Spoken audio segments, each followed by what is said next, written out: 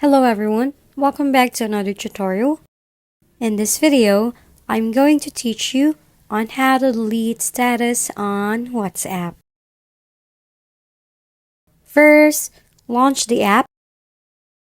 In here, click the Updates button at the bottom left corner. Now, let's post a status first, then delete it. Click on the plus sign icon beside the status. Then choose whether you use a camera or a text. For now, let's use text. Enter your status. Then tap the send button on the side. After doing that and you want to delete it, then do this method.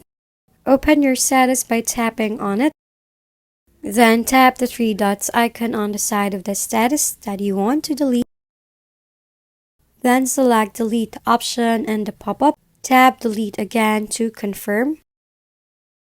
If you want to delete multiple updates, then simply tap the edit button and select all of the status. Then tap the delete icon at the bottom right. If you found this video helpful, please like and subscribe. If you have any questions, drop them below, and we'll see you on the next video.